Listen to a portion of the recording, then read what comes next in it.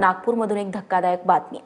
नागपूर जिल्ह्यातील वेणा जलाशयामध्ये नाव उलटून 11 जण बुडाल्याची दुर्घटना घडली आहे।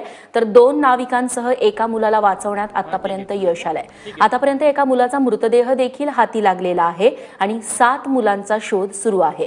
अंधार झाल्याने शोध मोहीम थांबवण्यात आलेली होती।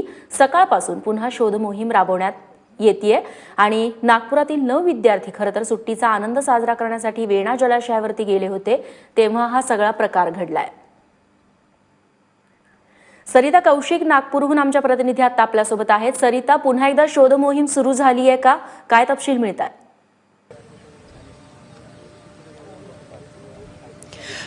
खरंच रेश्मा, अत्यंत महत्त्वाचं हे आहे की अजूनही 7 वाजले आहे आणि अजूनही शोध मोहीम ही सुरू झालेली नाहीये। 5 वाजता जेव्हा सूर्योदय होणार त्याच्यानंतर ही शोध मोहीम सुरू होईल असं काल सांगण्यात आलं होतं, मात्र अजूनही कुठलीही शोध मोहीम सुरू झालेली नाहीये। माझ्या पाठीमागे आपण बघू शकता, हे अशा पद्धतीनं हा जलाशय आहे। इथं समोर जर का बघितलं तर अगदी मधोमध ती कालची नाव गेली होती असं कळतं आहे आणि तिथं जाऊन ती नाव पलटली होती।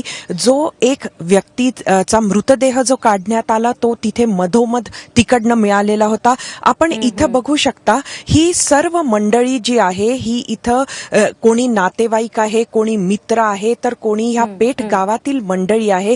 ही सर्वजण इकडे गेली 2 तासापासून आलेली आहे। मात्र शोध कार्यासाठी म्हणून जर का तुम्ही पाहिलं तर कुठंही काहीही दिसत नाहीये। समोर फक्त ही अँब्युलन्स तुम्हाला दिसते आहे। अँब्युलन्सच्या व्यतिरिक्त इथं कोणीही पोहणारे लोक तुम्हाला दिसत नाहीये, कुठल्याही पद्धतीचे बोट्स दिसत नाहीये, कुठल्याही पद्धतीची दुसरी सामग्री दिसत नाहीये। आणि अत्यंत महत्त्वाचं म्हणजे आपण इथे बघू शकाल, हे युनिफॉर्म घातलेले स्पेशल फोर्सेस हे जे आहे हेच फक्त काल रात्रीपासून इथे आलेले आहे। त्यांच्या व्यतिरिक्त सध्या तरी इथे असे कुठलेच अधिकारी किंवा कर्मचारी दिसत नाहीये जे ह्या शोध कार्यामध्ये काम करणार आहे। सर्व लोक हे अत्यंत टेन्स होऊन इथं थांबलेली आहे। ही काही आपल्या बरोबर त्यांचे परिवार आणि मित्र मंडळी इथे आपल्या बरोबर आहे, यांच्याशी बोलूया। तुम्हाला काय सांगण्यात आलं होतं? तुम्ही इथे का आलात? रात्रीपासून आलो आम्ही इथे आहे।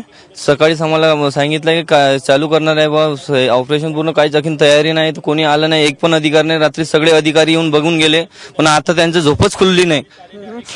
तुम्ही